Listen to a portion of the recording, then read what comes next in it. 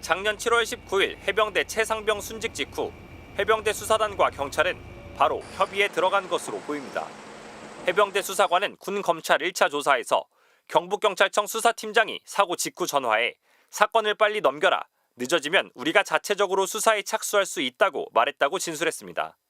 당시 군 검찰 보고서에는 경찰이 미리 법리와 판례를 검토하고 자료를 수집하며 준비했다고도 적혔습니다. 고위공직자 범죄수사처도 당시 상황에 대한 구체적인 진술을 확보했습니다. MBC 취재 결과 경북청 수사팀은 작년 8월 2일 기록을 넘겨받자마자 바로 복사기에 넣고 세부 복사하려 했다. 복사기가 잘 말을 듣지 않았다고 진술한 것으로 파악됐습니다. 그런데 경찰은 복사도 못 마친 점심 무렵 돌연 사건을 국방부에 넘기기로 결정합니다. 경북경찰청 고위 간부는 국방부 유재은 법무관리관과의 통화에서 회수가 최종 결정됐다고 설명했습니다. 국가수사본부 관계자가 국방부가 사건을 가져가려 한다. 곧 전화가 갈 거라고 알려줬고 이후 유재은 법무관리관이 전화를 걸어와 자신이 협상을 벌였다는 겁니다. 협상 내용은 절차와 책임 소재였습니다. 경찰은 사건 번호도 안 매겼고 사건을 공식 접수하지 않았기 때문에 경찰이 반환한 게 아니라 국방부가 회수한 거라고 지적했고 유재은 관리관도 이에 동의해 회수를 결정했다는 설명입니다. 다만 자신은 공직기강 비서관실의 조율과 통화는 몰랐다고 덧붙였습니다. 해병대가 넘긴 사건을 국방부가 가져가는 이례적인 상황에 대해 경찰의 책임을 덜려한 것으로 보입니다. 국방부 장관의 참모가 회수를 주도한 셈인데 이종섭 전 장관은 자신은 우즈베키스탄 출장 중이어서 회수에 대해선 사후 보고받았다고 밝혔습니다. 또 기록 회수는 항명 수사를 위한 정당한 절차라고 주장했습니다. MBC 뉴스 정상빈입니다.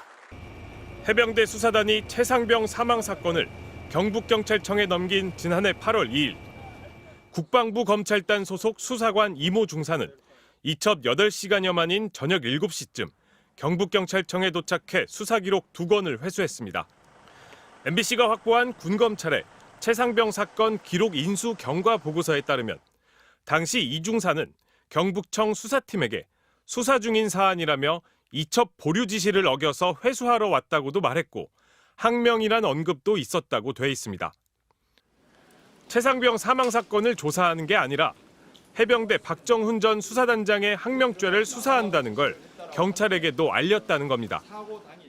고위공직자 범죄수사처가 작년 연말 이 중사를 조사하면서 항명죄 증거를 확보하면서 압수수색 또는 임의 제출 형식을 거쳤는지 확인하자 이 중사는 자신도 당시 회수 과정에 절차상 문제가 있다고 생각했지만 검찰단장 지시에 따랐다는 취지로 진술했습니다.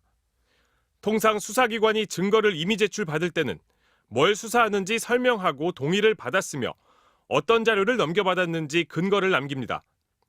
당시 국방부 검찰단과 경북경찰청은 누가 수사기록 2건을 받아갔는지 당사자 2명이 서명한 인계인수증 1장만 남겼습니다. 범죄 혐의나 구체적인 회수 경위는 없었습니다. 공수처는 이중사 진술에 따라 국방부 검찰단 지휘부에게 직권남용 혐의 적용이 가능한지 검토하고 있습니다. 사건 회수 과정의 절차적 문제는 서류를 넘긴 경찰도 인식한 것으로 보입니다. 해병대 수사단은 경찰에게 종이에 인쇄한 수사 기록을 넘겨주는 동시에 전산상으로도 이첩 공문을 발송했습니다. 경찰은 국방부가 수사 기록을 찾아간 뒤에도 전산상 공문은 결제하지도 반송하지도 못했습니다.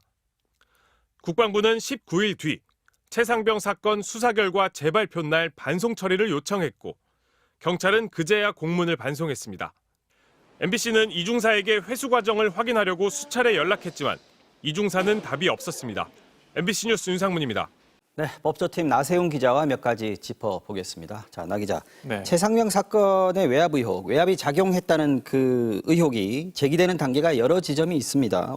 이 중에서 오늘은 국방부가 경찰에게서 수사 기록을 회수하는 단계. 네. 여기서 대통령실 비서관이 관여한 정황이 나왔다 이거죠?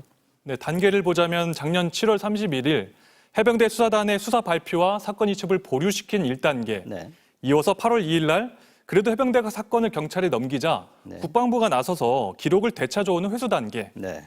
이후 국방부 조사본부가 최종 체벌 대상을 줄인 수사 결과를 발표하기까지 외압 의혹은 3단계로 나뉘는데요. 네.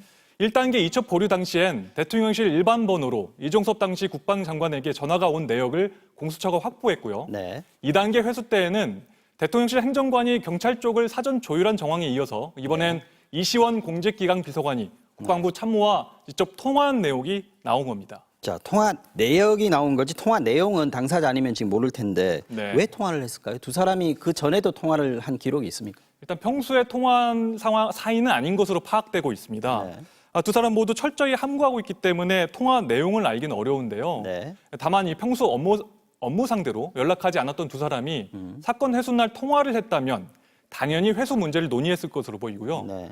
이시원 비서관은 윤석열 대통령이 이 대구고검에 자천됐을 때 함께 근무한 인연이 있고 그렇죠. 지금도 직접 대면 보고하는 것으로 알려져 있거든요.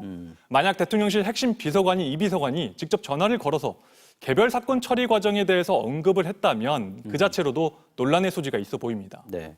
자, 이종섭 전 호주 대사가 귀국을 했다가 사퇴를 하면서 이 논란과 의혹이 더 커졌는데 공수처 수사를 보면 아직 좀 더뎌 보입니다. 지금 네. 야권에서는 최상병 특검 당장 이번 국회에서 처리하겠다는 거 아니겠습니까? 그렇습니다. 공수처가 국방부를 압수수색한 지 벌써 석 달이 지났는데 네. 아직 주요 인사를 불러서 조사했다는 소식은 들려오지 않고 있습니다. 윤석열 대통령이 새 공수처장 후보 지명을 좀 미루면서 공수처 지휘부는 석 달째 빈자리고 인력 부족 문제도 출범 이후 고질적인 문제가 돼 있습니다. 네. 공수처는 정치권의 특검 추진과 별개로 이 최대한 수사를 진행하겠다 이런 입장을 보이고 있고요. 네. 이 통신 기록은 보면 보통 1년이 지나면 사라지게 됩니다. 최상병 순직이 작년 7월이었습니다. 네. 이제 벌써 4월 말인데요. 시간이 그렇게 넉넉하진 않은 것 같습니다. 그렇군요. 잘 들었습니다. 나세훈 기자였습니다.